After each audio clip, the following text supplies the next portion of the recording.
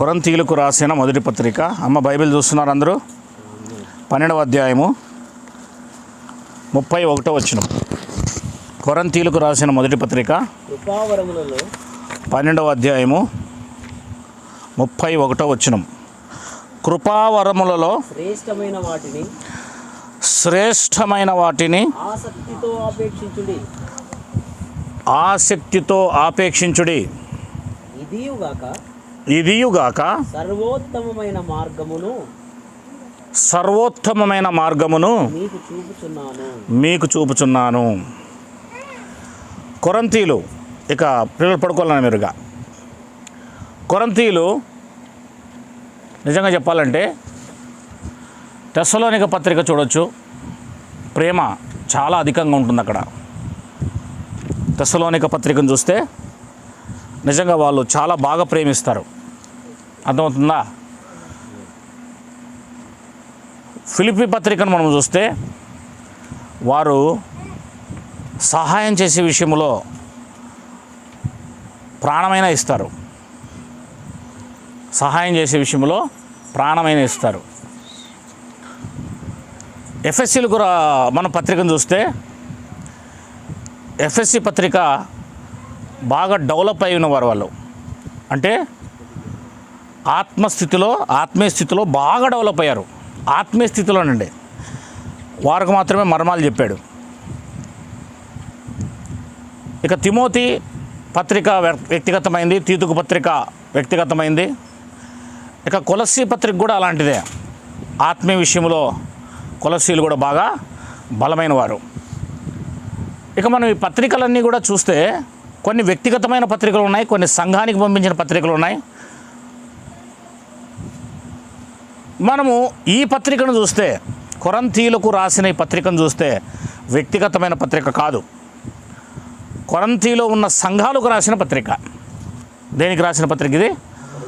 కొరింథీలో ఉన్న సంఘములకు, చాలా సంఘాలు ఉన్నాయి ఇక్కడ, వారికి రాసిన పత్రిక. మనం ఆలోచన చేస్తే కొరింథీలో కృపావరాలు లోటు లేకుండా ఉన్నారు. 7వ వచనం, మొదటి అధ్యాయము 7వ వచనం.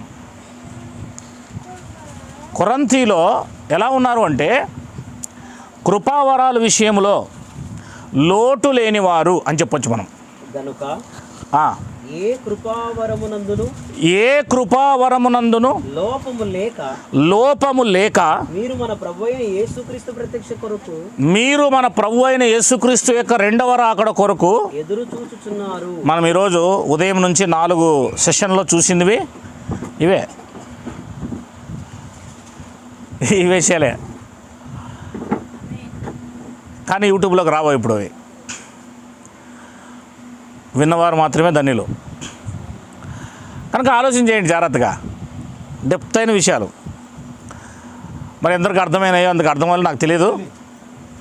మీకు ప్రతి పుస్తకంలో, ప్రతి పత్రికలో రెండో రాకడ చూపించాను. ఇప్పుడు మనం ఆలోచన చేస్తే కృపావరాలలో లోపం లేని వారు ఎవరట? అసలు కృపావరాలు అంటే ఏంటి? కృపావరాలు అంటే ఏంటి? కృపావరాలు అంటే ఏంటి? రండి అక్కడికే. ఎక్కడికి? 12వ అధ్యాయానికి 4వ వచనం. కృపావరాలు నానా విధములుగా ఉన్నవి కానీ ఆ కృపావరాలను ఇచ్చే ఆత్మ ఒక్కడే. మరియు పరిచర్యలు నానా విధములుగా ఉన్నవి కానీ యేసుక్రీస్తు వారు ఒక్కడే. నానా విధములైన కార్యాలు కలవు కానీ అందరిలోనూ అన్నిటినీ జరిగించు తండ్రి అయిన దేవుడు ఒక్కడే. అయినను అందరి ప్రయోజనము కొరకును ప్రతి వానికి ఆత్మ ప్రత్యక్షత అనుగ్రహించబడుచున్నది.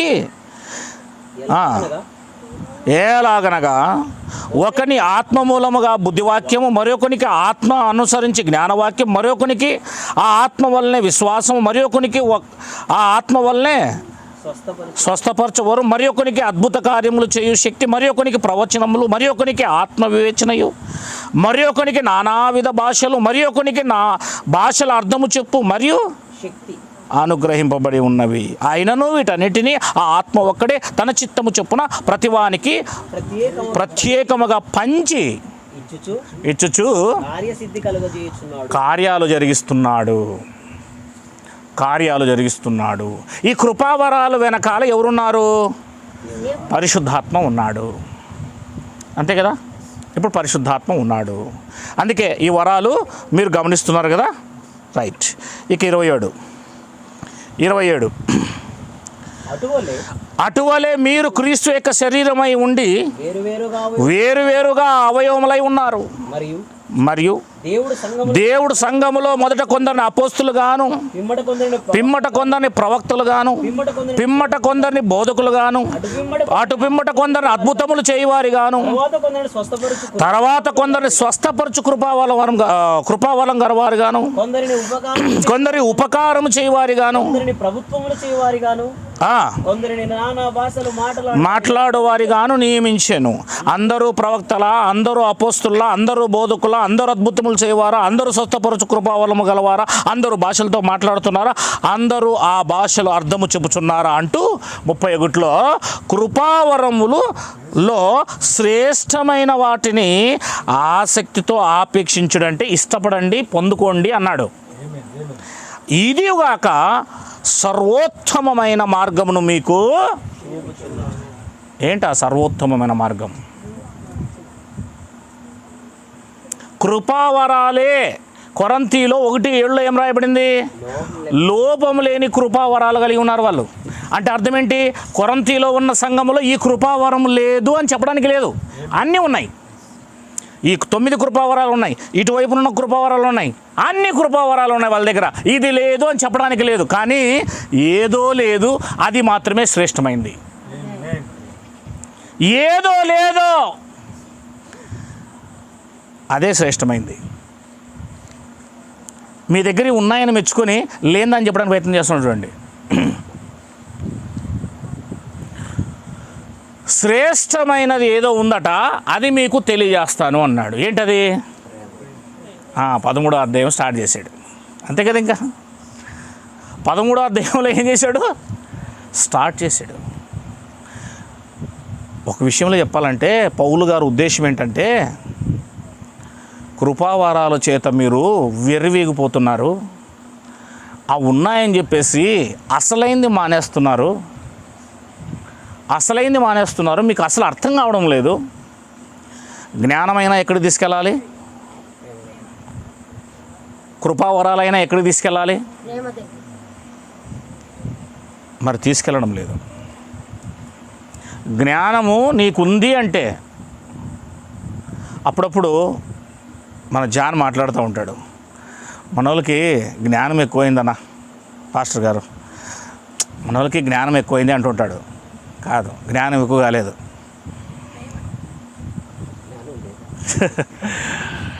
అసలు జ్ఞానమే లేదు. ఏంటి? జ్ఞానమే లేదండి. ఆయన అనుకుంటాడు అంతే జ్ఞానం ఎక్కువైందని. యాకోబు పత్రిక 1:5, యాకోబు పత్రిక 1:5, ఆయన అందరిని చూసి ఏమనుకుంటున్నాడు అంటే జ్ఞానం ఎక్కువైంది అనుకుంటున్నాడు. మీలో ఎవనికైనాను జ్ఞానము కొదువు అంటే అర్థం ఏంటి? తక్కువగా ఉన్న ఎడల అతడు ఎవరిని అడగాలి? మరి చాలామంది ఏం చేస్తారు తెలుసా? కరెక్ట్గా ఎగ్జామ్స్ టైంలో ప్రార్థనా కూటాలు పెడతారు. చూశారు మీరు ఎప్పుడైనా? వజ్రకర్రలో ఒక ఆయన ఉంటాడు, ఆయన పేరు శేఖర్. కరెక్ట్గా 10th క్లాస్ ఎగ్జామ్స్ సమయంలో ఒక పెద్ద బహిరంగ సభ బయట పెడతాడు. పెన్ను అట్ట ప్రార్థన చేసి పెన్ను అట్ట ఇస్తాడు ఫ్రీగా. అప్పుడు ఆయన చేసే ప్రార్థన ఏంటంటే ఇదే, మీకు జ్ఞానం కొదువుగా ఉన్న ఎడల దేవుణ్ణి అడుగుడి అని చెప్పాడు కదా. అదిగో నేను మీ పక్షాన్ని అడుగుతున్నాను, ఈ పెన్ను ప్రార్థనా పెన్ను, ఈ అట్ట ప్రార్థనా అట్ట, పైన రాసేది ప్రార్థనా పెన్నుతో, కింద పట్టుకునేది ఆన్సర్ షీట్ను. అట్ట కింద పట్టుకుంటుంది, పైన రాస్తుంది. ఇది ప్రార్థన అట్ట, ప్రార్థనా పెన్ను. రెండవది ఇదిగో బైబిల్లో రాయబడింది, జ్ఞానం కొదువుగా ఉన్నాడేలా దేవుణ్ణి. ఇప్పుడు 3:15 చదవండి. అదే యాకోబు పత్రిక. ఫోన్ ఆఫ్ చేసుకోండి, స్విచ్ ఆఫ్ చేసుకోండి. ఈ జ్ఞానము పైనుండి దిగి వచ్చినది కాక భూ సంబంధమైనదియు ప్రకృతి సంబంధమైనదియు జ్ఞానం వంటిదినై ఉన్నది. ఇప్పుడు చెప్పండి, పైనుండి వచ్చిన దేవుని జ్ఞానాన్ని అడగమంటున్నాడా 1:5లో? లేకపోతే పైనుండి దిగిరాని జ్ఞానాన్ని అడగమంటున్నాడా 1:5లో? మీరు 3:15 చదివారు. ఇప్పుడు నేను యాకోబు పత్రిక నుంచి పక్కకు తీసుకెళ్ళలే. యాకోబు యొక్క ఉద్దేశం ఏంటో, పరిశుద్ధాత్మ యొక్క ఉద్దేశం ఏంటో అక్కడే చెప్తున్నా. పక్కకు పోలే కదా, వేరే పత్రికలకు వెళ్ళింటే మనం అప్పుడే ఏంటంటే వేరే పత్రికలు తీసుకెళ్ళిపోయి దీనికి దానికి టచ్ లేని చెప్తున్నారు మీరు అని అనొచ్చు. 1:5లో ఉన్నదేంటి, 3:15లో ఉన్నదేంటి? ఏ జ్ఞానం అడగమన్నాడు? పై నుండి దిగి వచ్చిన జ్ఞానం కొదువుగా ఉంటే మీరు మిమ్మల్ని అడగమన్నాడు. లోక జ్ఞానాన్ని నువ్వు అడుగుతున్నావు, ఇప్పుడు పెన్ ఇస్తున్నావు, అట్ట పెడుతున్నావు అంటే ఆయనే కాదు, చాలామంది అలాగే చేస్తారు. అది దయ్యాల జ్ఞానము ప్లస్ ప్రకృతి జ్ఞానము అని రాయబడింది అక్కడ. అంటే భూ సంబంధమైన జ్ఞానం అంతా కూడా ఏ జ్ఞానము? ప్రకృతిని చూసి రాసిన జ్ఞానం. అంటే ప్రకృతిని పరిశోధించేసి పుస్తకాల్లోకి తీసుకొచ్చి ఆ పుస్తకాలు చదివినప్పుడు నీకు ప్రకృతి మీద అవగాహన వస్తుంది. అంతేనా? డాక్టర్ ఎలా అవుతాడు? ఆ పుస్తకాలు చదివితేనే ఆ శాస్త్రవేత్తలందరూ కూడా జంతువుల మీద, పక్షుల మీద, జీవరాశుల మీద, చెట్ల మీద, ఈ భూ సంబంధమైన వాటి మీద పరిశోధన చేస్తారు కనుక వాటిని చదివినప్పుడు వీళ్ళు డాక్టర్లు అవుతారు. ఆ తర్వాత వారు మనకు మెడిసిన్స్ ఇస్తారు. పరిశోధన అది ప్రకృతిని చదివి నేర్చుకున్న పరిశోధన. ఇప్పుడు 10th క్లాస్ పాస్ అయ్యేది ఏది? ప్రకృతి జ్ఞానమా, దైవ జ్ఞానమా? అది మ్యాటరు. దేవుడు అదే జ్ఞానం ఎక్కువైందా తక్కువైందా? తక్కువైంది. అంతేనా కదా? జ్ఞానం ఎక్కువైతే ఎప్పుడు కూడా మనిషి ఏం కాడు, చెడిపోడు. జ్ఞానం ఉన్నవాడు చెడిపోడు. అది దైవ జ్ఞానం ఉన్నాడు. లోక జ్ఞానం ఎక్కువ ఉంటుంది చూడు, దాన్ని అంటారు కదా అతి తెలివితేటలు ఉపయోగిస్తాడు చూడు, వాడే చెడిపోతాడు. యేసుక్రీస్తు దగ్గరకు వచ్చి పరిసయ్యులు అతి తెలివితేటలు ప్రయోగించారు. ఏం చేశారు? అతి తెలివే చేశారు. నా పొరుగు వాడంటే ఎవరు అని అడిగారు తెలియనట్లుగా. అది అతి తెలివి అంటారు లేదా? ఆజ్ఞల్లో మొదటి ఆజ్ఞ ఏది? తెలియదా? తెలిసి మళ్ళీ ఎందుకు అడుగుతున్నారు? మనం పన్ను ఇవ్వాలా లేదా? తెలిసి ఎందుకు అడుగుతున్నారు? తెలిసి అడిగేదాన్నే అతి తెలివితేటలు అంటారు.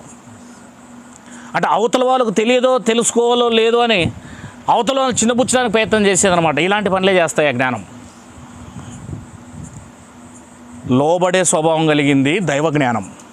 నేను మొన్నే చెప్పా, 3:17 నుంచి చదివితే 17-18 చదివితే అది మృదువైనది, సాధువైనది, సులువుగా లోబడుతుంది, సమాధానకరమైంది, పవిత్రమైంది, మంచి ఫలాలు ఇచ్చేది, పక్షపాతం దాంట్లో ఉండదు, వేషధారణ కూడా ఉండదు. వేషధారణ ఉంటే అది జ్ఞానం కాదు, అది వేషధారణ జ్ఞానం, నటించే జ్ఞానం అని అక్కడ రాయబడింది.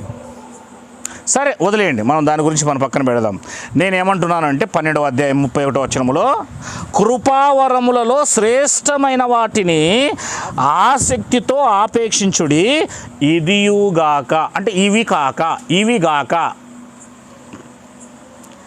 సర్వోత్తమమైన మార్గం ఒకటి ఉంది, ఆ మార్గము మీకు చూపెదను అన్నాడండి. మీకు చూపుచున్నాను అన్నాడండి. ఆ సర్వోత్తమైన మార్గం ఏంటంటే 13వ అధ్యాయం 1వ వచనం దగ్గరికి వచ్చేద్దాం. చాలా మనం సమయం లేదు ఇంక మనకి. ఇవే కదా కృపావరాలు. మనుషుల భాషతో మాట్లాడడము, దేవదూత భాషలతో మాట్లాడడం కృపావరాలే కదా ఇవి. అందుకే అక్కడ ఉన్నవి ఎత్తి ఏమంటున్నాడు ఇప్పుడు? మనుషుల భాషలతోనైనను దేవదూత భాషలతోనైనను నేను మాట్లాడినను ప్రేమ లేని వాడనైతే మ్రోగెడు కంచును గనగనలాడు తాళమునై ఉందును. ఇప్పుడు కృపావరాలని పక్కన పెడుతూ ఒకవైపున వాళ్ళకు చూపిస్తున్నాడు, రెండింటిని ఇట్లా బయటకు తీసి చూస్తున్నాడు. పొట్ట విప్పు చూడు పురుగులుండు అన్నట్టుగా ఇప్పుడు ఏం చేస్తున్నాడు, దాన్ని పైభాగం చూసారా మీరు, కృపావరాల పైభాగము. మీకు అన్ని కృపావరాలు ఉన్నాయి అనుకుంటున్నారు, మీరు మేడి పండులాగా పైకి చూశారు. ఇప్పుడు పొట్ట విప్పి చూపిస్తానన్నాడండి. విప్పితే ఆ కొరంతీల్లో కృపావరాలు ఉన్నాయి కానీ ప్రేమ లేదు, లోపల కనబడింది. ఇప్పుడు వాళ్ళకి అదే చూపిస్తున్నాడు. కృపావరాలు మన దగ్గర ఎంతైనా ఏమైనా ఉండవచ్చు. అసలైంది బైబిల్ ఏం చెప్తుందంటే 13వ వచనములో ప్రేమ ఈ మూడును, అక్కడ నుంచి చూద్దామా, కాగా విశ్వాసము, నిరీక్షణ, ప్రేమ ఈ మూడును నిలుచును, ఈ మూడును నిలుచును. ఇప్పుడు మీరు గమనించండి, కృపావరాలన్నీ ఏమవ్వాలా, ఆత్మవరాలన్నీ ఏమవ్వాలా, 12వ అధ్యాయంలో ఉన్నవన్నీ ఏమవ్వాలా, అవి నిలిచిపోతాయని అర్థం. ఇప్పుడు కృపావరాలు లేవు. కృపావరాలు ఎవరైనా ఉన్నారు అంటే నేను అక్కడికి వస్తాను, నిరూపించాలి, అంతే కదా. కృపావరాలు నిలిచిపోతాయి. ఈ భూమి ఉన్నంత వరకు కృపావరాలు ఉంటే ఆటోమేటిక్గా రక్షించవచ్చు, అవునా లేదా? పెద్ద కథ కాదు. కృపావరాలు లేవు. అలా కృపావరాలు లేవు గనక ఈరోజు పెంతకోస్తలు మాయ చేసి రక్షించే ప్రయత్నం చేస్తారు, అందుకే వాళ్ళ దగ్గరికి వెళ్తారు అందరూ. స్వస్థత వరాలు లేవు గనక, స్వస్థత వరాలు లేకపోయినా స్వస్థత ఉంది అని భ్రమ పెడుతున్నారు కనుక అందుకే వాళ్ళ దగ్గరికి పోతున్నారు. అదే నిజమైన కృపావరాలు, అదే నిజమైన భాషలు, అదే నిజమైన స్వస్థత వరాలు ఈరోజు ఉంటే 1000 మంది పోయే దగ్గర ఇప్పుడు స్వస్థత అని పేరు మీద 1000 మంది పోతుంటే అక్కడికి 1,00,000 మంది అక్కడికి వెళ్ళిపోతారు. ఖచ్చితంగా అక్కడికి వెళ్ళిపోతారు. అసలు కృపావరాలు కానీ ఆత్మ సంబంధమైన వరాలు కానీ దేవుడు ఎందుకు ఇచ్చాడు అంటే కేవలం అది 40 సంవత్సరాలు ఆ 1,44,000 మంది రక్షించబడాలని, దేవుడు ఈ గ్రంథం రాయబడాలని, స్థాపించబడాలని, స్థిరపరచబడాలని ఇచ్చాడు. ఇంకా తర్వాత నమ్మితే నమ్ము, నిరీక్షిస్తే నిరీక్షించు, ప్రేమ కలిగి బతికితే నా దగ్గరకు వస్తా, లేకపోతే లేదని వదిలేశాడు దేవుడు. అంతే, వదిలేశాడు. కనుక ఈరోజు స్వస్థత అనేది విశ్వాసం ద్వారా మాత్రమే జరుగుతుంది. ఎలా జరుగుతుంది? నీకు ఏదైనా విశ్వాసం ద్వారానే జరుగుతుంది. మరలా ఎక్కడికి తీసుకెళ్ళాడు తెలుసా దేవుడు? ఇప్పుడు అబ్రహాము విశ్వాసంలోకి తీసుకెళ్ళాడు మనల్ని. ఎక్కడ తీసుకెళ్ళాడు? అబ్రహాము కృపావరాలు లేవు, అక్కడ తీసుకెళ్ళాడు మనల్ని. అంటే అబ్రహాము దగ్గర వాగ్దానం చేసిన కొత్త నిబంధనలోకి తీసుకెళ్ళాడు మనల్ని, అసలైన కొత్త నిబంధనలోకి తీసుకెళ్ళాడు మనల్ని. అంటే అబ్రహాం విశ్వాసం ఉండి ఎలా కాపాడుకోగలిగాడో అలాగే మనం ఈరోజు ఏదైనా పొందుకోవచ్చు. కానీ మనకు ఉండవలసిన విశ్వాసం ఎలాంటిది? అబ్రహాముకు ఉండే విశ్వాసం ఉండాలి. అందుకే అన్నీ నిలిచిపోతాయి, 3 నిలబడతాయి. ఒకటి ప్రేమ, విశ్వాసము, నిరీక్షణ. అన్నిటికంటే ముఖ్యమైనది ప్రేమ.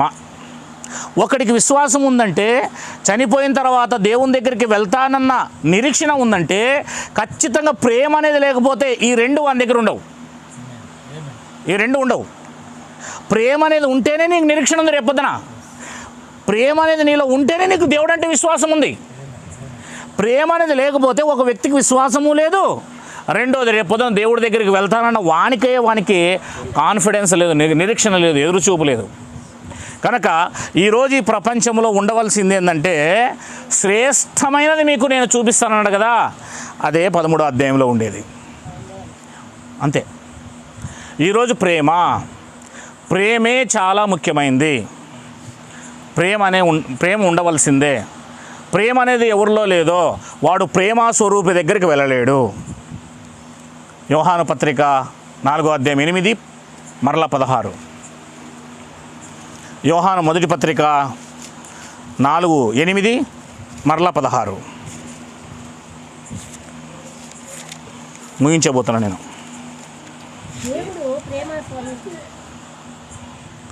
దేవుడు ప్రేమా స్వరూపి. కింద ఏమని రాయబడిందమ్మా? దేవుడు ఏమై ఉన్నాడు? దేవుడు ఎలా ఉన్నాడు అని అడిగితే మనము దేవుడు ప్రేమై ఉన్నాడు అని చెప్పాలి. అంతే కదా? దేవుడు ఏమై ఉన్నాడు? దేవుడు ఎలా ఉన్నాడు? మా ఎలా ఉన్నాడు దేవుడు?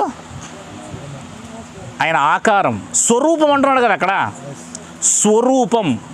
అందుకే మన స్వరూపమందు మన పోలిక చొప్పున అంటే అర్థం ఏంటి? ప్రేమ స్వరూపంలో చేశాడు ఆదామవ్వల్ని. అది దేవుని స్వరూపం. అది ప్రేమ పోలికలో చేశాడు వాళ్ళని. అది దేవుని పోలిక, అది దేవుని స్వరూపం. అది స్వరూపం. క్రీస్తు దేవుని స్వరూపే అయి ఉండి అంటే అర్థం ఏంటి? ఆయన దేవుని స్వరూపే అయి ఉంటే అంటే దేవుని ప్రేమ అయి ఉన్నాడు, దేవుని ప్రేమ స్వరూపమై ఉన్నాడు. కానీ భూమి మీదకి వచ్చేపాటికి ఆయన ఏమయ్యాడు? దాసుడుగా, మానవుడుగా వచ్చాడు. ఆయన లోపల, బయటికి కాదు, లోపల ఇంకొకడు, లోపల అంతర్పురుషుడు. ఈ శరీరం అనేది ఆయన లోపల ఉన్న వ్యక్తిని కప్పేసింది. బయటికి మాత్రమే దాసుడు, మానవుడు. లోపల మాత్రం ఇంకొకటి మీరు కళ్ళకు మూసుకొని చూడగలిగితే వైట్ బల్బులాగా ఉంది లోపల. ఒక తెల్లని శరీరం ఉంది లోపల ఆయనలో. అదే కొండ మీదకి వెళ్ళినప్పుడు ఈ శరీరాన్ని తన్నుకొని అది బయటకు వచ్చి కనబడింది, మరలా లోపలికి దాచుకుంది. దాన్ని రూపాంతరం అంటారు. మరి దేవుని స్వరూపంలోకి మారిపోయాడు అక్కడ. అంటే లోపల ఉంది, అది ఇన్సైడ్ లోపల ఉంది. అది బయటకు వచ్చి ఈ శరీరాన్ని కప్పి అలా చాకలి, ఏ చాకలి కూడా చలువు చేయనంత తెల్లగా అయిపోయాడంట ఆయన. ఆ స్వరూపం లోపల ఉన్నది బయటకు వచ్చి కప్పేసింది దీన్ని. అలా మాట్లాడితేనే అక్కడ ఉన్న వాళ్ళకి అర్థమవుతుంది. ఆ స్వరూపము పేతురుకి, యోహానికి, యాకోబుకి అర్థమవుతుంది. ఈరోజు ఆయనలో ఇంకా వెలుగుంది. ఆయన మరణించిన వాడు కాడు, జీవం కలిగిన వాడు, పరలోకం నుండి జీవం కలిగే వచ్చాడు అనడానికి మనకి ఆధారం అది. కావాలంటే 12వ అధ్యాయము రోమీలకు రాసిన పత్రిక ఒకసారి 2వ వచనం చూద్దాం.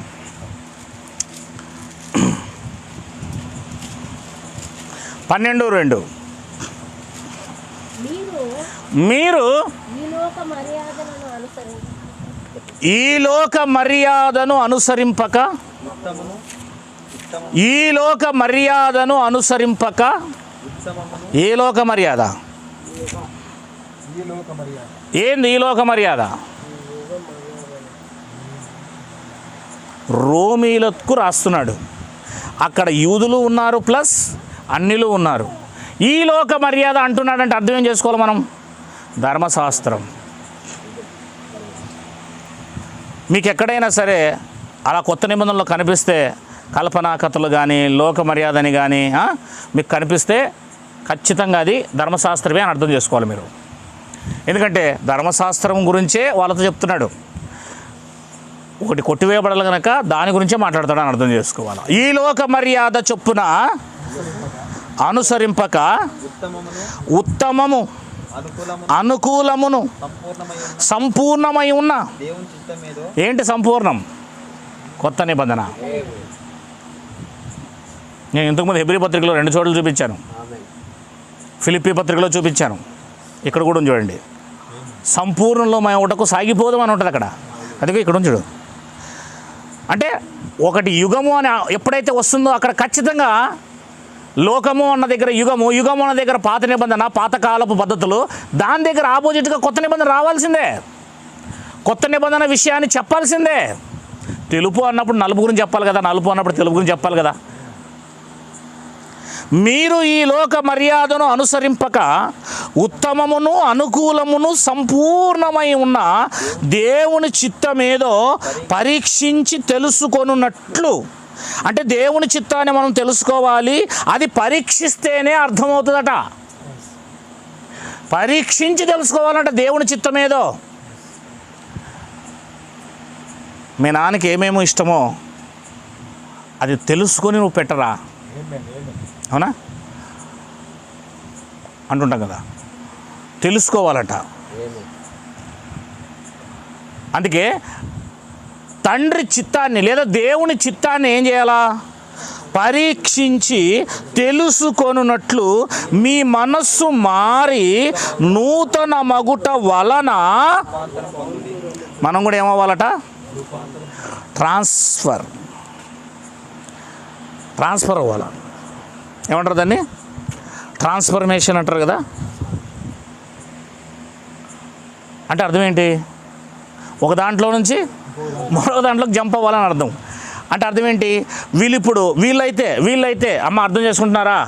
ఎవరు? ఇక్కడున్న వాళ్ళైతే పాత ధర్మశాస్త్రం నుంచి దేవుని చిత్తమై ఉన్న సంపూర్ణంలోకి ట్రాన్స్ఫర్ అవ్వాలా. ఆ ట్రాన్స్ఫర్మేషనే ఈ శరీరము ఇంకొక రాజ్యంలోకి జంప్ అవ్వడం, మరణంలో నుండి జీవంలోకి జంప్ అవ్వడం. ఇప్పుడు మనమైతే ఈ లోకంలో ఉన్నాము. దేవుని రాజ్యంలోకి రావాలంటే ముందు దేవుని చిత్తం ఏదో తెలుసుకోవాలి, మనస్సు మారాలి, అప్పుడు మనం రూపాంతరం చెందాలి. అంటే యేసుక్రీస్తు కొండ మీద ఎలాగైతే మారాడో అలాగా ఇక్కడే మనం మారాలి. అందుకే క్రీస్తును మొదటి మట్టిని పోలిన ఆదాము పోలిక ధరించుకున్న ప్రకారము పరలోకము నుండి దిగి వచ్చిన యేసు పోలిక కూడా ధరించుకోవాలని కొరింథీ పత్రికలో పౌలు గారు చెప్పారు. అంతేనా లేదా? అంటే ఈ మానవ స్వభావము కలిగిన ఈ మట్టి శరీరంలోనే మనం రూపాంతరము చెందుకొని ఆ తర్వాత మన ఆత్మను రక్షించుకోవాలి. వాళ్ళకైతే భవిష్యత్తు, మనకైతే ఇప్పుడే. రైట్, మీకు అర్థమైంది అనుకుంటున్నాను. ఇక మరలా తిరిగి మనం కొరింథీ పత్రిక వచ్చేద్దాం. దానికి యోహాను పత్రికలో ఉన్నాం కదా, మనం అక్కడ చూద్దాం ఒకసారి. యోహాను పత్రిక రండి, మరలా అక్కడ కాస్త ఆపి మనం వచ్చాం ఇక్కడికి. 4వ అధ్యాయం. దేవుడు ప్రేమ స్వరూపి, ప్రేమ లేనివాడు ప్రేమ లేనివాడు ఎవరిని ఎరగడట? మనం ఏమంటున్నాం? యేసుప్రభు మనకు తెలుసు అని మనం అందరికీ చెప్తున్నాం. కానీ ప్రేమ లేనివాడు ఎవరిని ఎరగడు అని బైబిల్ చెప్తుంది. మనము ఆయన ద్వారా జీవించున్నట్లు దేవుడు తన అద్వితీయ కుమారుని లోకంలోనికి పంపెను. దీనివల్ల దేవుడు మన యందుంచిన ప్రేమ ప్రత్యక్షపరచబడెను. అంటే ఆయన ప్రేమతో చూపించేశాడు. మనము దేవుని ప్రేమించితిమని కాదు, తానే మనల్ని ప్రేమించి మన పాపములకు ప్రాయశ్చిత్తమై ఉండుటకు తన కుమారుని పంపెను. ఇందులో నిజంగా ప్రేమ లేదా? మరి మనల్ని ప్రేమించి మన కోసము తన కుమారుని ఇచ్చాడు అంటే ప్రేమ లేదా అందులో? ఇప్పుడు ఒక మాట చదవాలనుకుంటున్నా. ప్రేమ వల్ల ఏం చేశాడు యేసుక్రీస్తు వారు? ప్రాణం ఇచ్చాడు. పరమగీతాలు 8:6 చదువుదాం. వీలైతే ఇంగ్లీష్ బైబిల్ కూడా ఉంటే తీసి పెట్టుకోండి. పరమగీతాలు 8:6 చదువుదాం. చదువుతారా ఒకసారి? ఏమనుందో?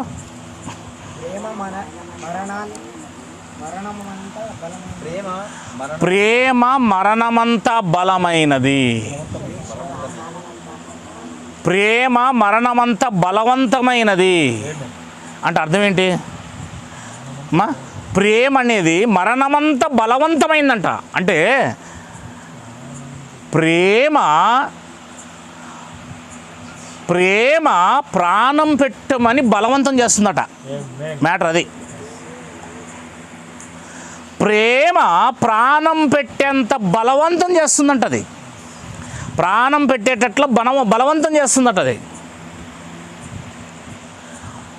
ప్రేమ ప్రాణము పెట్టేంత బలవంతమైంది. అంటే ప్రేమ అనేది ప్రాణం పెట్టేస్తాను నేను, ప్రాణం పెట్టేస్తాను, ప్రాణం ఇచ్చేస్తాను నేను అని బలవంతం చేస్తుందంటది. దానికి ఆపోజిట్ ఇంకోటి చూడండి.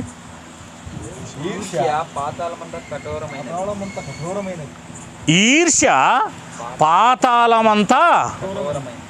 పాతాళం మన దగ్గర ఇంగ్లీష్లో GARV, గ్రేవ్ అన్నాడు కదా. సమాధి అని అర్థం గ్రేవ్ అంటే. పాతాళం అనగా మీరు బైబిల్లో ఎక్కడైనా పాతాళం అనే పదం కనబడితే అది సమాధి అని అర్థం చేసుకోవాలా. భూ సంబంధమైన సమాధి. పాతాళం అంటే పాతాళం కాదు. పాతాళం అంటే శరీరము పాతాళం అనే భూమిలోకి వెళ్తుందని అర్థం. విందాం, మరలా చదువుదాం దాన్ని, పైన ఉన్నదాన్ని. ప్రేమ ప్రేమ ఏం చేస్తుందంట?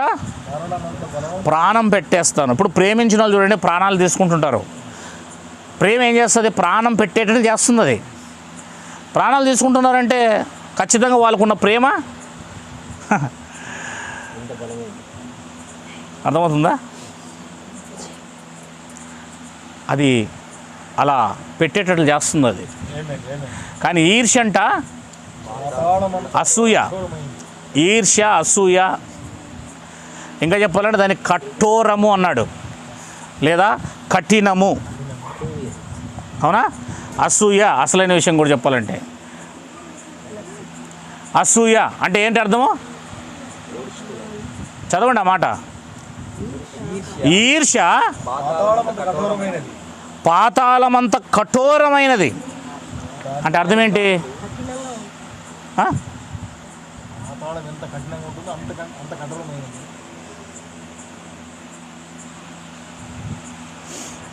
చంపేస్తుంది అని అర్థం,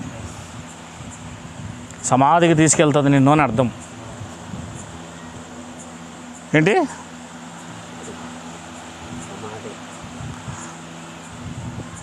ప్రేమ ప్రాణం ఏ రకంగా అయితే పెడుతుందో ఈర్ష్య కూడా నిన్ను చంపేస్తుంది అని అర్థం. నేను అంత మాట్లాడను, అది అసూయే కదా. అంటే నువ్వు అర్థం ఏంటి తెలుసా? నువ్వు చచ్చిపోతావని అర్థం. దానివల్ల అలా ఉన్నావంటే అర్థం ఏంటి? నువ్వు సమాధి అంటే పాత నిబంధన ప్రకారము మరణము.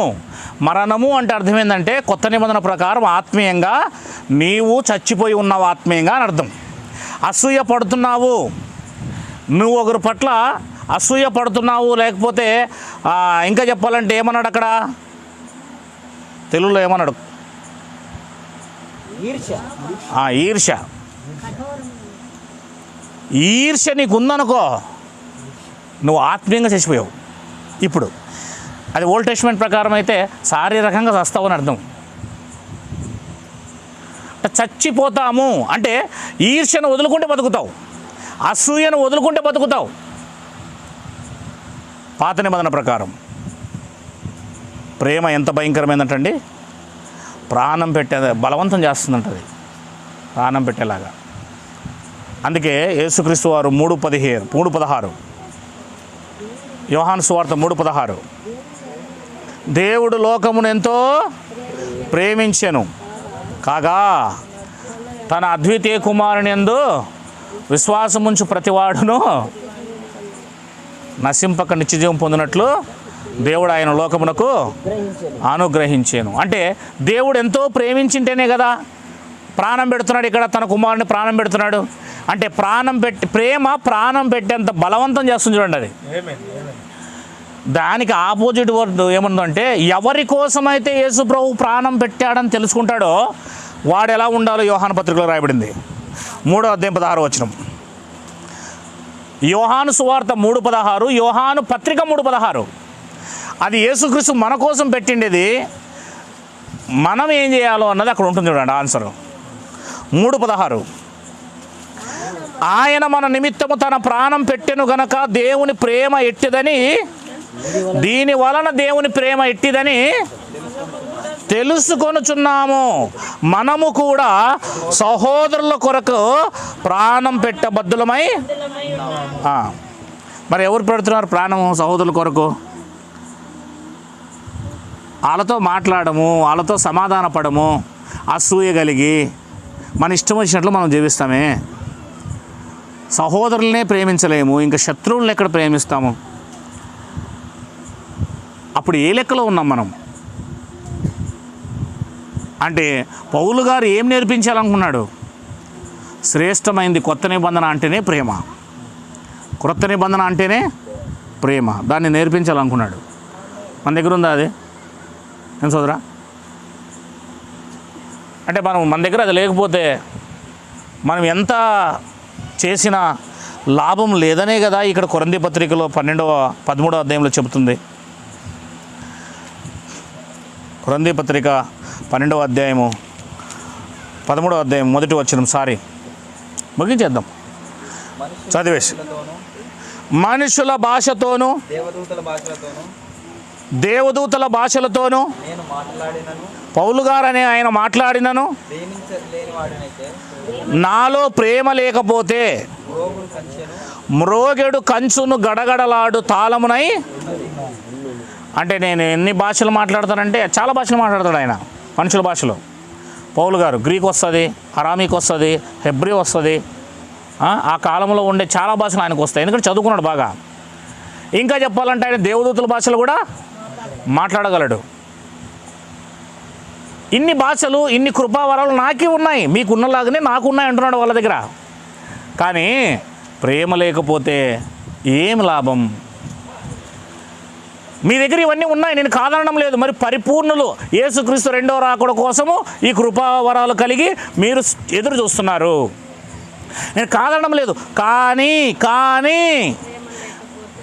మీరు ఆ కృపావరాలు కలిగి ఉండి కూడా యేసుక్రీస్తు రెండవ రాకడ వచ్చిందనుకో, మీరు యేసుక్రీస్తు యొక్క రాజ్యంలో ప్రవేశించలేరని చెప్తున్నాడు ఇక్కడ. ప్రవేశించలేరు. యేసుక్రీస్తు రెండవ రాకడ వచ్చినప్పుడు మీరు అందులోకి వెళ్ళలేరు. రెండవ వచనం, ప్రవచించు కృపావరము కలిగి, భవిష్యత్తు ప్రవచిస్తున్నాడు, భవిష్యత్తు చెప్పగలుగుతాడు. మర్మములన్నీ, జ్ఞానమంతే. ఏ జ్ఞానం? లోక జ్ఞానం కాదు, బైబిల్ జ్ఞానమే. మర్మాలంటే లోక మర్మాలు కాదు, బైబిల్లో మర్మాలే. మనకి రెండవ రాకడ ఎప్పుడో తెలుసు, మనకు అన్నీ తెలుసు, బైబిల్ అంతా తెలుసు అనుకో ఎగ్జాంపుల్గా. కానీ మన దగ్గర ఏం లేదు, ప్రేమ లేకపోతే. అదే కదా అంటున్నాడు అక్కడ, ప్రవచించు కృపావరాలు కలిగి మర్మములన్నీ జ్ఞానమంతయు ఎరిగిన వాడైనను కొండలను పెకిలింపగల పరిపూర్ణ విశ్వాసము గలవాడైనను ప్రేమ లేని వాడైతే నేను వ్యర్థుడను. ప్రేమ లేని వాడైతే నేను వ్యర్థుడను. మీరు చెప్పండి, ఇన్ని వరాలు ఉండి అసలు ఆఖరికి ఏం చేస్తున్నాడు ఆయన అంటే, 12వ అధ్యాయంలో ఉన్నవన్నీ చెప్పి మీకు వరాలు ఉన్నాయని చెప్పి, ఈ ఉంటే కాదు నాయన, మీకు ఉండవలసినది అసలైంది ఒకటి ఉంది నాయన అంటున్నాడు. ఈరోజు వీటి చేతనే కదా చాలామంది అతిశయిస్తున్నారు. మీకు తెలుసా, ఆ పెంతెకోస్తులోనే భాషలు సరిగ్గా మాట్లాడిన వారు ఇంకా మాట్లాడలేకపోతే ఈ భాషలు మాట్లాడేవాడు వాడిని చాలా చీపుగా చూస్తారు. మీకు ఇంకా తెలుసా, ఆ పెంతెకోస్తులోనే భాషలు మాట్లాడకపోతే ప్రభురాత్రి భోజనం కూడా ఇవ్వరు. నువ్వు భాషలు మాట్లాడేదాకా నీకు ఇవ్వనంటాడు. ఆల్రెడీ బాప్తిసం తీసుకొని 10 ఏళ్ళు ఉంటుంది, ఇంతవరకు భాషలు మాట్లాడకపోతే నీకు నేను ప్రభురాత్రి భోజనము ఇవ్వను అంటాడు. నీకు ఏ దాంట్లో పాలు పంపులు ఉండదు, మీ ఇంటికి కూడా ప్రార్థన రానంటాడు. వీళ్ళు కుమిలి ఏడుస్తూ ఉంటారు, ఆ భాష మాట్లాడడానికి ప్రయత్నం చేస్తూ ఉంటారు. డోర్లు వేసుకొని లోపల ఎన్ని ప్రాక్టికల్స్ చేస్తారంటే అన్ని చేస్తారు, ఎగురుతారు, గంతులు వేస్తారు. వీళ్ళు నిజాయితీగా ఉంటారు కనుక, వాళ్ళలా మోసం చేయడానికి ప్రయత్నం చేయరు కనుక వీళ్ళకి రాదది. వాళ్ళలా మోసం చేయడానికి ప్రయత్నం చేస్తే వాళ్ళు చెప్పిన మరుక్షణమే నేర్చుకుని చేస్తారు. పెద్ద కథ కాదు కదా అది. వీళ్ళు డైరెక్ట్గా దేవుడే ఇస్తాడేమో ఎదురు చూస్తూ ఉంటారు. కానీ అది ఆ ప్రజల మధ్య ఉన్నప్పుడు ఆ ప్రేరేపణ వల్ల నేర్చుకుంటారు, అవి నేర్చుకుంటారు అలాగా. కనుక ఆలోచన చేయండి, మనిషి ఏదైనా నేర్చుకోగల శక్తి గలవాడు. ఏదైనా ఒక పక్షి నేర్పిస్తే 2-3 రకాల మాటలు మాట్లాడగలదు, 2-3 రకాల పక్షులు ఇంకొక పక్షుల్లా అరవగలదు. కానీ మనిషి 84 లక్షల జీవరాశుల్లా అరవగలడు. వీనికి అంత టాలెంట్ ఉంది, నేర్చుకోగలడు వీడు అలా ప్రయత్నం చేయగలడు కూడా. జంతువులనే మోసం చేయగలడు, పక్షుల్నే మోసం చేయగలడు. కనుక మనిషి ఆ గుంపులో ఉంటే, ఆయా వాతావరణంలో ఉంటే ఆటోమేటిక్గా వన్ మైండ్ దాని మీద కొంచెము ఆసక్తి చూపిస్తే అది ఏమవుతుందంటే ఆటోమేటిక్గా వచ్చేస్తుంది. అప్పుడు వాళ్ళు ఏమనుకుంటారంటే అది దేవుని ద్వారా వచ్చింది అనుకుంటారు.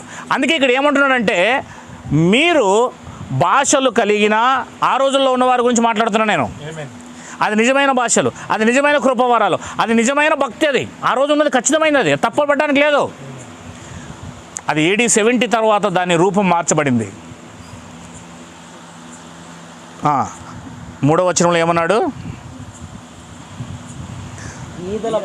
బీదల పోషణ కొరకు నా ఆస్తి అంతయు ఇచ్చిన కాల్చబడుటకు నా శరీరమును అప్పగించిన ప్రేమ లేని వాడనైతే అస్సలు నాకు ఏ ప్రయోజనం లేదన్నాడు. చూడండి, అంటే అల్టిమేట్గా వరాలు కలిగి ఉన్నా, ఇంకేది కలిగి ఉన్నా ఒక మాట చెప్పాలంటే అమ్మా, ఆ వైర్ ఉంది కదా, కరెంటు పోతూ ఉంటుంది దాంట్లో వైర్లో కదా, పైన దాన్ని ఏమంటారు?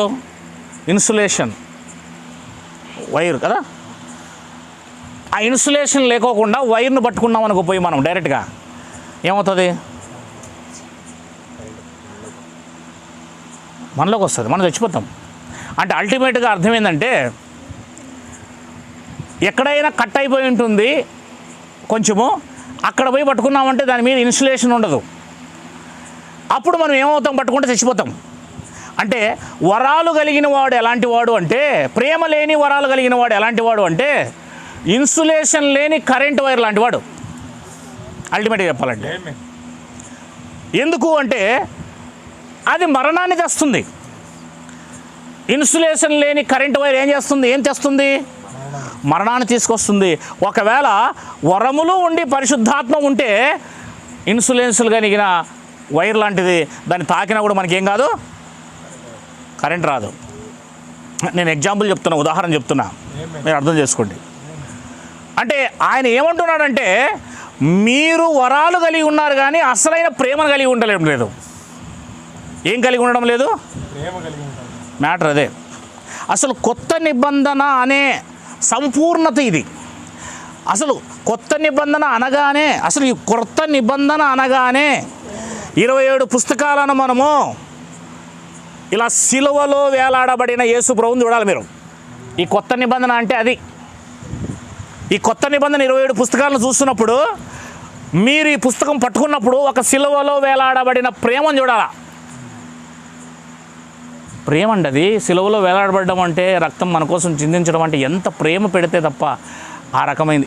ఆ ప్రేమతో వచ్చిందే క్రొత్త నిబంధన. అందుకని ఈ నా రక్తం వల్లనా, నేను ప్రాణం పెట్టడం వల్ల, నా రక్తం వల్లనైనా. మరి రక్తం అంటే ఏంటి? ప్రాణమే కదా. మరి ప్రాణమే కదా ఇది. ప్రాణం అంటే ఏంటి? ప్రేమతో పెట్టిన ప్రాణం. మరి ప్రేమ ఇది. అల్టిమేట్గా ఈ పుస్తకం ఏంటి? ఇప్పుడు మన దగ్గర ఆ ప్రేమ ఉందా? మనం ఎన్ని రోజులు చేసినా ఇదే భక్తి వ్యర్థమండి. ఊరికి డేట్లు వేస్ట్ అవుతాయి, రోజులు వేస్ట్ అవుతాయి, డబ్బు వేస్ట్ అవుతుంది, టైం వేస్ట్ అవుతుంది, సమయం వ్యర్థమవుతుంది. దాన్ని పట్టుకునేదాకా, సిలువలో వేలాడబడుతున్న యేసు ప్రభువును మీరు గుర్తెరిగేదాకా, ఆయన చెంతకు మీరు చేరేదాకా, ఆ ప్రేమను మీరు గుర్తెరిగేదాకా, నేను గుర్తెరిగేదాకా మనము ఈ బైబిల్లోనికి వెళ్ళలేం. అదే జీవగ్రంథం. మన పేరు ఇందులోకి వెళ్ళదు, మన పేరు ఇందులో రాయబడదు. జీవగ్రంథం ఏదంటే బైబిలే. ఇదే బైబిల్. ఈ బైబిల్లో మన పేరు రాయబడాలి అంటే మనం యేసు ప్రభులా ప్రేమ అయిపోవాలి. మనం యేసుక్రీస్తులో ఏమవ్వాలి? ప్రేమగా మార్చబడాలి. తప్పదు. నువ్వు ఎన్ని హింసలు పడతావో, ఎన్ని ఇబ్బందులు పడతావో తెలియదు. తప్పనిసరిగా నువ్వేం కావాలి? సహించే తీరాలి. తప్పదు. లేకపోతే నేను ఇవ్వనన్నాడు ఆయన, అంతే, వేరేం లేదు. మన ప్రయత్నాలు మనం ఎన్ని చేసినా దేవుడు ఒప్పుకోడవి. ఆయన ప్రయత్నంలోకి రావాలా. తప్పదు.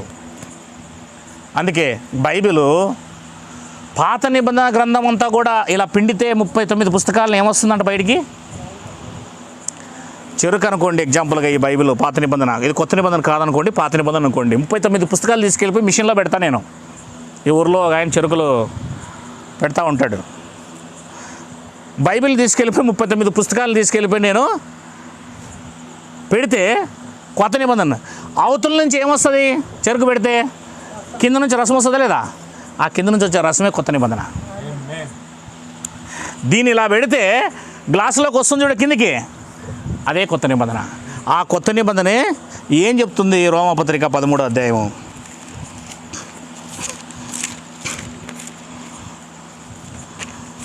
రోమపత్రిక 13వ అధ్యాయము 8వ వచనం.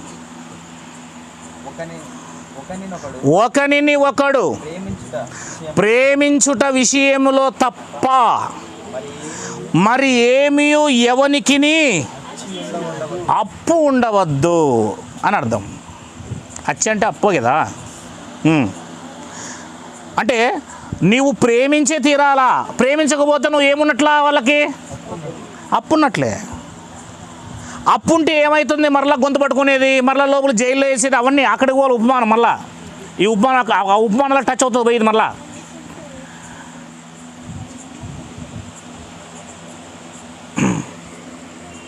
కామగుండాల. 8వ వచనం. ఒకనికి ఒకడు ప్రేమించుట విషయములో తప్ప మరి ఏమీ ఎవనికి అచ్చి ఉండవద్దు. అంటే వాడు ప్రేమిస్తున్నా నువ్వు ప్రేమించలేదు, అతను ప్రైజ్లాడి చెప్తున్నా నువ్వు ప్రైజ్లాడి చెప్పలేదు, అతను నీతో కలవాలనుకుంటున్నా నువ్వు కలవడం లేదు. అంటే నీవు అతనికి అప్పున్నావు, ఇది దేవుడు చూస్తున్నాడు, నీవు బయటికి త్రోసివేయబడుతున్నావు. అతను మనకు ప్రైజ్లాడి చెప్పినా మనం చెప్పాలి, అతను మనం వందనాలు చెప్పినా చెప్పకపోయినా మనం చెప్పాలి, అతను మనం ప్రేమించినా ప్రేమించాలి, అతను మనల్ని ఆనంద పెట్టినా, మనం అతని పెళ్ళికి పిలవకపోయినా, మనం అతని ఫంక్షన్కి పిలవకపోయినా మనం పిలవాలి, మనం పోవాలి, మనం చెయ్యాలి. అవతల వాడు నువ్వు ఎన్నిసార్లు ప్రేమిస్తున్నావు అన్నిసార్లు అతను రివర్స్ నిన్ను ప్రేమిస్తలేడంటే అతను నీకు రుణమున్నాడు, అతడు నీకు అప్పున్నాడు. ఇవన్నీ దేవుడు చూస్తున్నాడు. ఇది మనం అర్థం చేసుకోవాలా. కొంతమంది ఏమంటుంటారు అంటే, ఆ బ్రదర్ పిలిస్తే నేను వస్తాను కదా, ఆ బ్రదర్ నేను పిలిస్తే వస్తానంటాడు. కుటుంబం అంటే ఏంటండి? పిలిస్తే వస్తారా? ముస్లిమ్స్ ఉంటారండి, నా పిల్లలు కామగుండాల. ముస్లిమ్స్ అన్నదమ్ములు ఉంటారు, 4 అన్నదమ్ములు ఒకే పక్కలోనే, ఈ ఇల్లు పక్కలో ఉంటారు అన్నదమ్ములు అట్లా. కానీ వాళ్ళు నలుగురు కొట్లాడుకొని ఉంటారు, నలుగురు ఎవరికోరు మాట్లాడుకోరు, ఎదురుపడితే నమస్తే కూడా చెప్పుకోరు, ఆఖరికి 4 అన్నదమ్ములే. కానీ యోసేపు అన్న పోయినాడు అనుకో వాళ్ళ మీది గొడవకి, ఒక ఇంటి వారి మీదకి, ఆ 4 వస్తారు నీ మీదకి. క్యా బే మేరా భాయ్ కో మారనే కో ఆతా హై తు. కానీ వానితో మాట్లాడు, వీడు అడ్డం వస్తాడు వానికంటే ముందు, వీనికంటే ముందు ఇంకోటి అడ్డం వస్తాడు. క్యా బే మేరా భాయ్ కో మారనే కా హై తు అని. వీడు వీనితో మాట్లాడు, వీడు వానితో మాట్లాడు, వాడు వానితో మాట్లాడు, వీడు వానితో మాట్లాడు, ఎవరితో ఎవడు మాట్లాడు. కానీ సమయం వచ్చినప్పుడు మాత్రం 4 వస్తారు. ఒక సమయం వచ్చినప్పుడు, ఒక పరిస్థితి వచ్చినప్పుడు, ఒక ఆపద వచ్చినప్పుడు, శరీరములో సంఘం అంటే అవయవాలు కలిస్తేనే శరీరం. ఏమండి, కుడికాలు వెళుతూ ఉండంటే నేను ఎడమకాలు రానంటే ఈ శరీరం అంతా కదులుతుందా? మీరే చెప్పాలా. శరీరం అంతా ఎప్పుడైతే శరీరంలో ఉండే అవయవాలన్నీ కలిస్తేనే ఆ శరీరం కూడా ఎక్కడికైనా వెళ్తుంది. అంటే కొందరు ఏమంటుంటారంటే, నేను పిలిస్తేనే వస్తాను, నేను ఆయన పిలిస్తేనే వస్తాను, నేను ఆయన మాట్లాడితేనే మాట్లాడతాను. నాకు సందర్భం వచ్చిందని చెప్తున్నా, వాక్యం చెప్తున్నా, నేను వ్యక్తిగతమైన విషయాలు ఎవరికి చెప్పడం లేదు. అలా తీసుకుంటే నేనేం చేయలేను. వీడియో చూసే వాళ్ళని ఇక్కడ కూర్చున్న వాళ్ళైనా మీరైనా. కనుక అలాంటి మాటలు సంఘములో ఎప్పుడు రాకూడదు. అలాగైతే ఏమవుతుందో తెలుసా? మనం చచ్చిపోయిన వారం. కాలు ఒక దగ్గర తెగిపడిపోయింది, చెయ్యి ఒక దగ్గర తెగిపడిపోయింది, ముక్కు ఒక దగ్గర తెగిపడిపోయింది, చెవి ఒక దగ్గర తెగిపడిపోయింది. సకల అవయవాలు కూడా తెగిపడిపోతే దానికి ఏం జీవం ఉంటుంది? ఎండిపోయి ఉంటుంది. తర్వాత ఎండిపోతుంది అది. ద్రాక్షావళిలో తీగ వేరైతే ద్రాక్షావళిలో ఆ ద్రాక్షావళిలో తీగలన్నీ కలిసి ఎంత ఆనందంగా ఉంటాయండి అవి. ద్రాక్షావళి అనుకోండి, తీగలు ఆనందంగా పచ్చని ధనాన్ని తీసుకుని ఆనందంగా. సంఘం కూడా ఎలా ఉండాలండి? ఒకరి పట్ల ఒకరికి ఆప్యాయత, ఒకరి పట్ల ఒకరికి ప్రేమ, ఒకరి పట్ల ఒకరికి అదే. జ్ఞానం ఎక్కువైంది కాదు, జ్ఞానము అసలే లేదు. జ్ఞానం ఎక్కువైంది అంటుంటారు అప్పుడు. ఆ మాట తప్పు, నేను నవ్వుకుంటుంటాను అంతే. నాకు సందర్భం వచ్చినప్పుడు చెప్పడానికి ప్రయత్నం చేస్తుంటాను, అంతేనే కదా. జ్ఞానం ఎక్కువ కాలేదు నాయన, అసలు ఏమీ లేదు, నిల్. అంతా నిల్. జ్ఞానం ఉంటే జ్ఞానం నిన్ను ఎక్కడికి నడిపిస్తుంది? ఎఫ్ఎస్సి పత్రిక ఏం చెప్తుంది? 3:19 మాట ఉంది కదా బైబిల్లో. ఒక వ్యక్తి దగ్గర బైబిల్ జ్ఞానం ఉంటే, దేవుని జ్ఞానం ఉంటే అతనిలో యేసుక్రీస్తు ఉన్నాడని అర్థం. జ్ఞానం అంటే యేసుక్రీస్తు. యేసుక్రీస్తు నీలో ఉంటే నిన్ను యేసుక్రీస్తు లాంటి ప్రేమ దగ్గరికి తీసుకెళ్తాడు ఆయన. లోతు, ఎత్తు, పొడవు, వెడల్పు ఎంతైనది గ్రహించున్నట్లు అని రాయబడింది అక్కడ.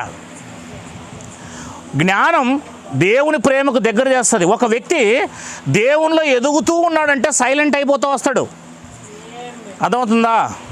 ఒక వ్యక్తి దేవునిలో ఎదుగుతూ వస్తూ ఉంటే అతను పూర్తిగా సైలెంట్ అయిపోతాడు. నిదానంగా సైలెంట్ అయిపోతాడు. అతని స్వభావం మారిపోతుంది, మాటలు మారిపోతాయి, ప్రవర్తన మారిపోతుంది, ఆలోచన మారిపోతుంది, కూర్చోవడం మారిపోతుంది, లేవు మారిపోతుంది. అతనిలో నింపబడుతుందని అర్థం జ్ఞానం. క్యారెక్టర్ అంతా మారుతూ వస్తుంటుంది.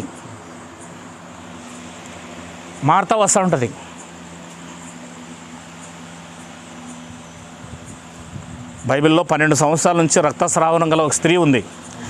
ఏమైపోయిందంట ఆమె?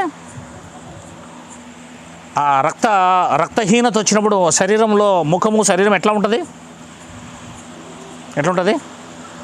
పాలిపోయినట్టుగా ఉంటుంది. దాన్నే ప్రకటన గ్రంథంలో 4వ గుర్రం గురించి మాట్లాడతాడు. పాండుర వర్ణం అంటే అర్థం ఏంటి? అంటే ఇక రక్తం పూర్తిగా శరీరంలో లేనప్పుడు వాళ్ళ ఆకారం అలా ఉంటుంది. అంటే అర్థం ఏంటి? ఇంక చావు బతుకు దగ్గర ఉన్నారని అర్థం.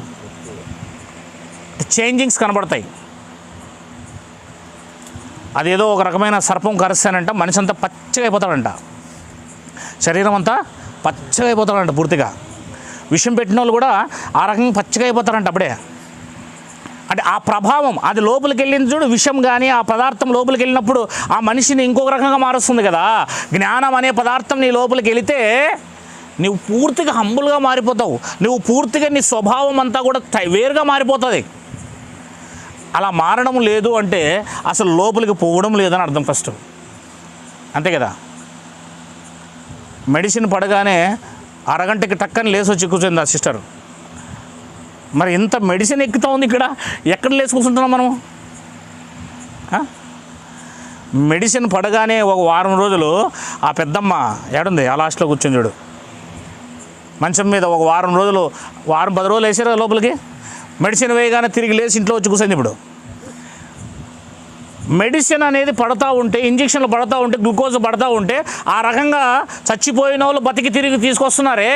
మరి బైబిల్ ఆ కార్యం మనలో ఎందుకు చేయడం లేదు అంటే మనము లోపలికి తీసుకోవడం లేదు. ఫస్ట్ దీన్ని లోపలికి తీసుకోవడం లేదు అల్టిమేట్గా. అంటే మనం ఇంకేమవుతున్నామంటే అదిగో అసూయ, ద్వేషము, ఈర్ష్య అలా కలిగి ఉన్నామని అర్థం. ఇప్పుడు రండి 13:8 చదివి ముగిస్తాను నేను. రోమా, ఒకనిని ఒకడు ప్రేమించుట విషయములో తప్ప మరి ఏమీ ఎవనికి అచ్చి ఉండవద్దు. పొరుగువానిని ప్రేమించు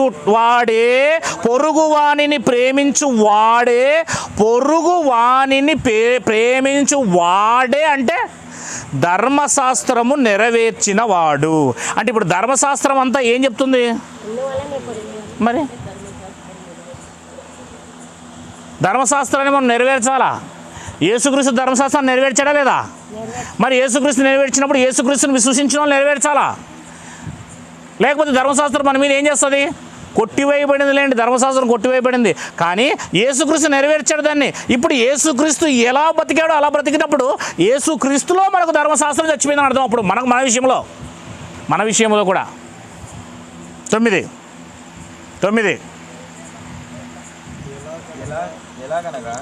ఎలాగనగా వ్యభిచరింపవద్దు, నరహత్య చేయవద్దు, దొంగలించవద్దు, ఆశింపవద్దు అనునవియు మరియు ఏ ఆజ్ఞ అయినా ఉన్న ఎడలా అది నిన్ను వలె నీ పొరుగువాన్ని ప్రేమింపవలెనను వాక్యములో సంక్షేపముగా ఇమిడి ఉన్నవి. ప్రేమ పొరుగువానికి కీడు చెయ్యద్దు. అబ్బా, ఎంత గొప్ప మాట అండి ఇది కదా. ప్రేమ ఏం చేయదు? మనం పొడిచి పొడిచి మాట్లాడతాం చూడండి మాటలు. వాడికి ప్రేమ లేదు కాబట్టి పొడిచి పొడిచే మాట్లాడతాడు. ప్రేమ ఉంటే మాట్లాడరు.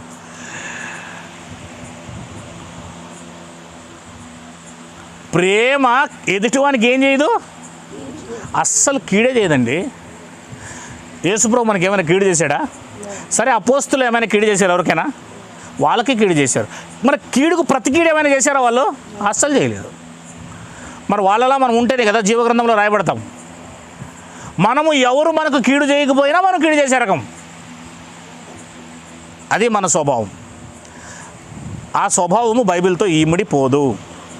అందుకే బైబిల్ ఏం చెప్తుంది? 10వ వచనంలో, ప్రేమ పొరుగువానికి కీడు చేయదు గనుక ప్రేమ కలిగి ఉండుట ధర్మశాస్త్రమును నెరవేర్చుటయే. ఇప్పుడు చెప్పండి, ఈ ధర్మశాస్త్రమును మనం మిషన్లో పెడితే కింద రసం ఏమొచ్చింది? ప్రేమ అని వచ్చిందండి. అంతే. అంటే ఈ బైబిల్ ఏంటి ఇప్పుడు? కొత్త నిబంధన. అది దీన్ని కొత్త నిబంధన లేకపోతే బైబిల్ అనే పేర్ల కంటే ప్రేమ అనడం చాలా మంచిది. మరి ఈ ప్రేమ అనే గ్లూకోజ్ బాటలు, ఈ ప్రేమ అనే ఇంజెక్షను, ఈ ప్రేమ అనే పారాసిటమాల్ లాంటి టాబ్లెట్ అనుకోండి, ఇది మనలోకి పోతూ ఉంటే మనలో అవి ఎందుకు రావడం లేదు? నాకు తెలిసి నాకు తలనొప్పి ఎక్కువ వస్తూ ఉంటుంది. సారడాని వేసుకున్నాం 5 నిమిషాలకు నా దగ్గర సీట్ ఉంటుంది. సారడాని ఎంత తలనొప్పి రాని సారడాని వేసుకున్న 10 నిమిషాలకి, కాఫీ తాగి 10 నిమిషాలకి ఎగిరిపోయి పడుకున్నాను, పైకి లేచి కూర్చుంటా. 10 నిమిషాలకే, 5-10 నిమిషాల్లోనే నా తలకు నొప్పిని లేకుండా అది కంట్రోల్ చేస్తుంది. మరి ఇది 5 సంవత్సరాలు అయిపోయా, 10 సంవత్సరాలు అయిపోయా, 20 సంవత్సరాలు అయిపోయా, ఎన్ని సంవత్సరాల నుంచి బైబిల్ చదువుతున్నాము, ఎన్ని సంవత్సరాలు మనం వింటున్నాము, అయినా ఇదెందుకు మనకు ప్రేమను తీసుకురావడం లేదు బయటికి? ఎందుకు అది పని చేయడం లేదు? ఎక్కడో ఏదో ప్రాబ్లం కనబడుతుంది. అంటే మనం ప్రొసీడ్ అవ్వడం లేదు.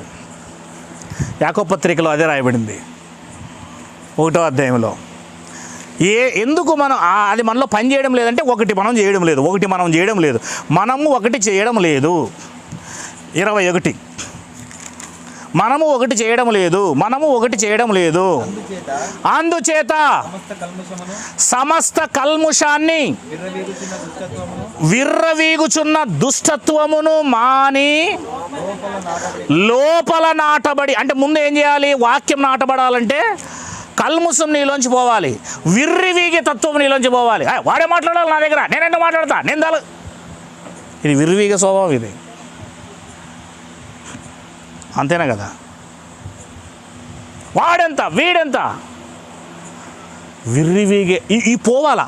ఒకటి పోతేనే ఇంకొకటి. ఇప్పుడు టెంకాయ చెట్టు వేసారండి, అదే ప్లేస్లో నేను మల్లెపూల చెట్టు వేయాలనుకుంటున్నాను. దాన్ని తీస్తేనే కదా సోదరా పక్కకి వేరేది వేయగలను. అక్కడ లోపల విర్రివీగే స్వభావము, అసూయ, ఈర్ష్య, కోపము, దుష్టత్వము ఇవన్నీ లోపల పెట్టుకొని ఉంటే ఆ ప్లేస్లో వాక్యం అనే విత్తనం వేయడానికి ప్రయత్నం చేస్తే ఎక్కడది ఉంటుంది? ఆ ప్లేస్ లేదు, అక్కడ ప్లేస్ లేదు. లోపల ప్లేస్ లేక కదా ఇంతమంది కూర్చోడానికి బయట కూర్చున్నాం మనం. లోపల అసూయ అవన్నీ సింహాసనాలు వేసుకొని కూర్చున్నాయి. వాక్యం లోపలికి వెళ్తుంది చెవులోంచి, అక్కడికి పోయేపాటికి వాక్యం చూస్తుంది అన్నిటినీ. అందరూ సింహాసనాల మీద కాలు వేసుకొని కూర్చొని ఉన్నారు. అసూయ ఒకవైపున, ఈర్ష్య ఒకవైపున, ఇంకా తర్వాత వ్యభిచారం ఒకవైపున, అన్నీ కూర్చొని ఉన్నాయి సింహాసనాల మీద. ఖాళీ లేదు ఆయన కూర్చోడానికి. అందుకే ఆయన లోపలికి వెళ్ళిపోయి మరలా ఇక్కడ ఖాళీ లేదు కనుక అని బయటకు వచ్చేస్తున్నాడు. వాక్యం విన్న తర్వాత అలా జీవించేకి నువ్వు ప్రయత్నం చేయాలా. 21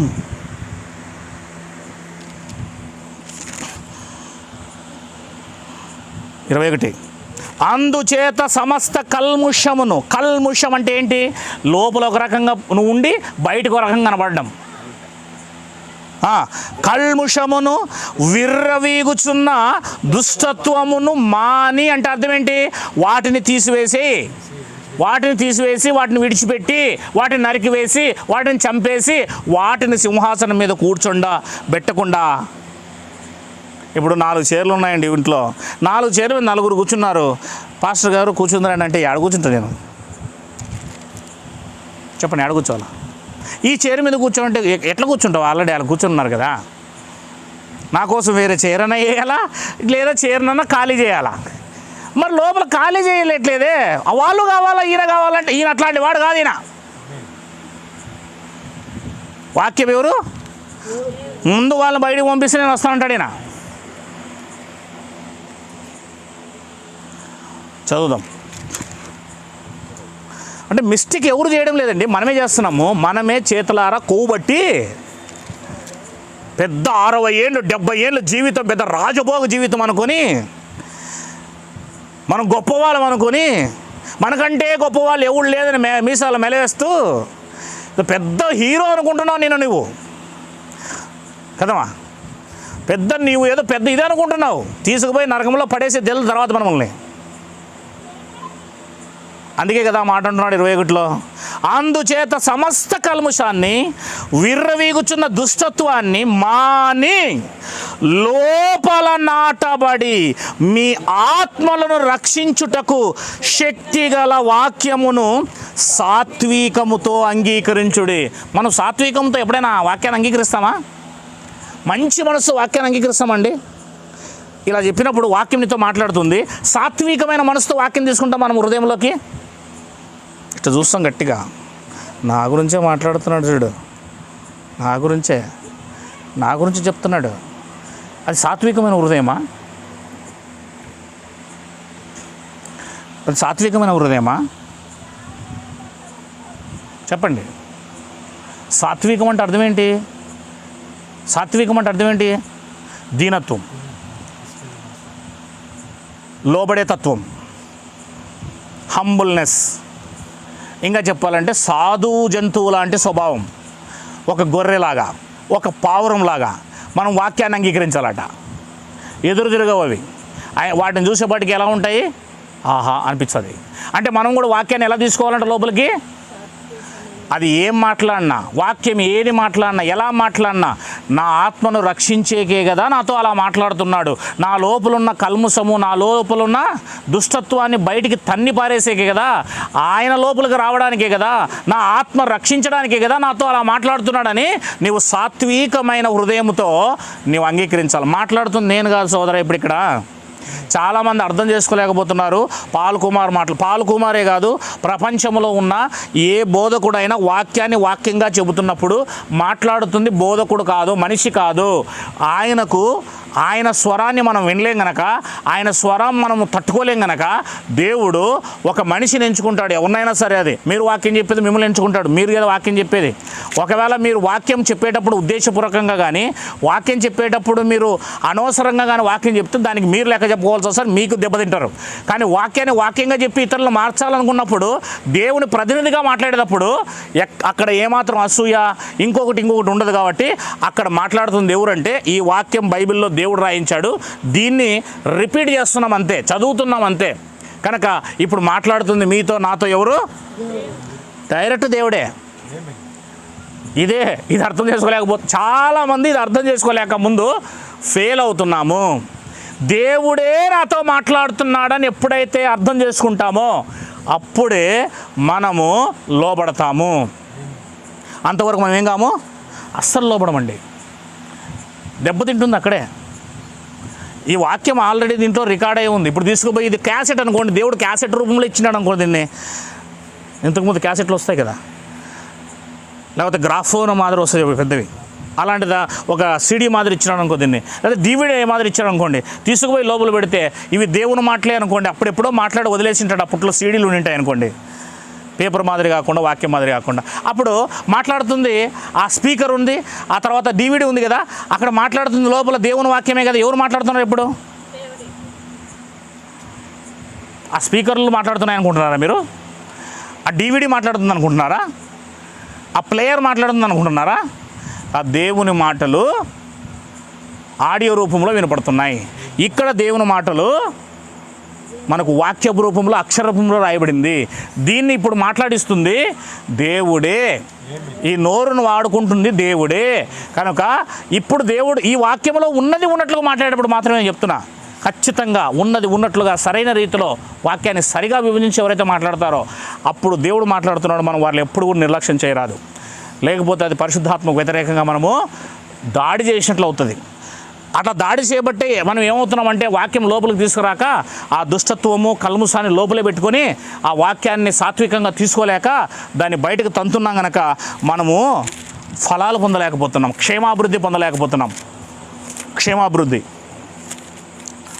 5వ అధ్యాయం 1వ అధ్యాయం 22, 21 కదా యాకోబు ముగించే ముందు, అందుచేత సమస్త కల్ముసమును విర్రివీగుచున్న దుష్టత్వమును మానాలి ముందు లోపల నాటబడి మీ ఆత్మను రక్షించుటకు శక్తిగల వాక్యమును సాత్వికంతో అంగీకరించుడి.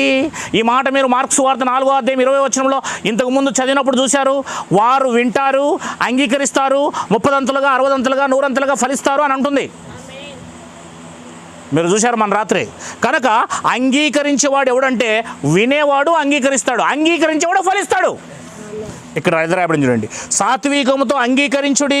అంగీకరించుడు అంటే దాన్ని తీసుకోండి అని అర్థం. మీరు వినువారు మాత్రమై ఉండి మిమ్మును మీరు మోసపుచ్చుకొనకుండా. కేవలం వింటాం, బాగా వింటామండి.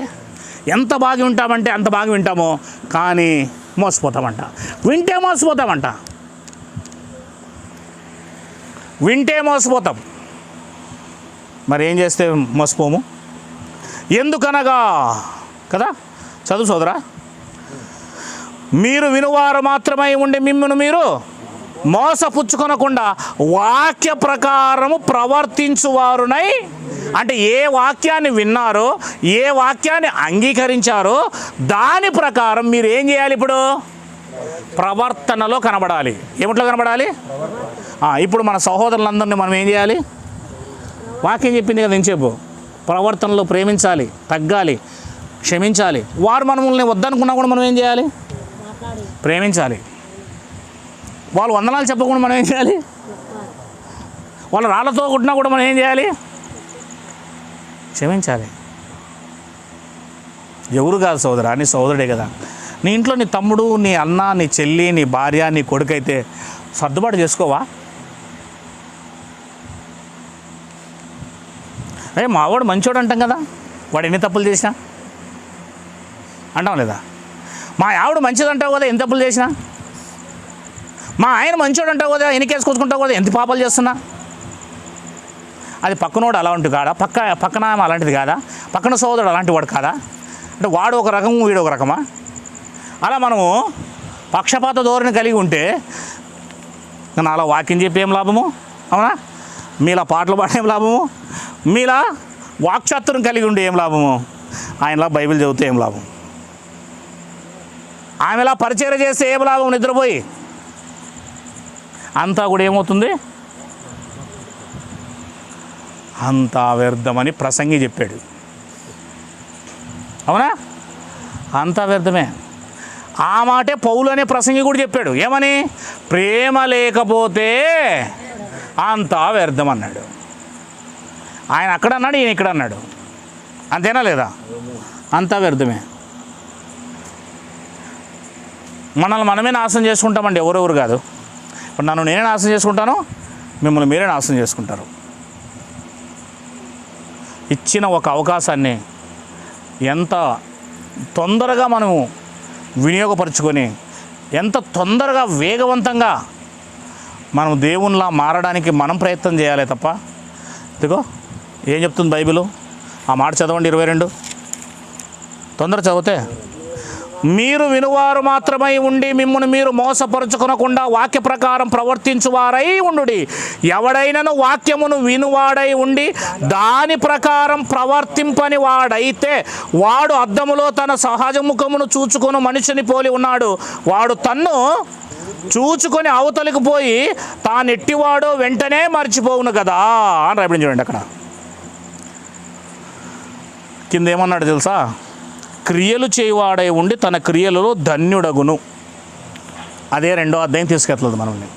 యాకోబు పత్రిక ఇప్పుడు ఎక్కడ తీసుకెళ్తుంది? 23వ వచనం. నిన్ను 23వ వచనం ఎక్కడ తీసుకెళ్తుంది? నిన్ను 2వ అధ్యాయానికి తీసుకెళ్తాడు. ఇప్పుడు నేను తీసుకెళ్ళలేను. అంటే క్రియలు చేయండి 21 నుంచి మీరు చదివారు కదా. అర్థము, క్రియలు చేయండి, వినువారు మాత్రమే ఉండి అన్నాడు కదా. ఈ పార్ట్ అంతా కూడా తీసుకెళ్ళిపోయి నేను 2వ అధ్యాయం తీసుకెళ్తుంది.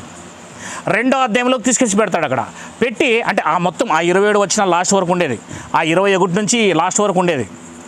ఎక్కడికి తీసుకెళ్తుంది తెలుసా? అది నిన్ను 22వ అధ్యాయానికి తీసుకెళ్ళి ఒక రాహాబును చూపిస్తుంది, ఒక అబ్రహామును చూపిస్తుంది. వారు క్రియల వల్ల ఏమయ్యారు? వారికి విశ్వాసం ఉంది, వారు దేవుని మాట విన్నారు, కానీ విని విడిచిపెట్టలేదు, మోసపరుచుకోలేదు, క్రియలు చేశారు అని చూపిస్తుంది. క్రియలు చేశారు కనుక వాళ్ళు ఏమయ్యారు? రక్షించబడ్డారు అని అక్కడికి తీసుకెళ్తుంది. ఇది అంటే ఇద్దరిని ఉదాహరణ తీసుకొస్తుంది అన్నమాట, ఎగ్జాంపుల్ చెప్తుంది అనమాట. కనుక మనం కూడా ఏం చేద్దామంటే మాటలు మానేద్దాం. మాటలు అంటే మాటలు కాదు, ఇతరులతో మాటలు కాదు, మాటలు మాట్లాడేది మానేద్దాం, క్రియలు చేద్దాం. ఏం చేద్దాము? మరి చేస్తారో చేయరో ఆ వీడియో చూసేవాళ్ళు మీరు, అది మీకే, మీ చేతికే వదిలేస్తున్నాను. ఎవరు తింటే వాళ్ళు కడుపు నిండుతుంది, అంతకన్నా వేరేం లేదు. వాక్యం ఉంది, చెప్పాల్సిన బాధ్యత ఉంది, నా డ్యూటీ చేశాను, ఆ తర్వాత మీ డ్యూటీ మీరు చేయండి. కళ్ళు మూసుకుందాం.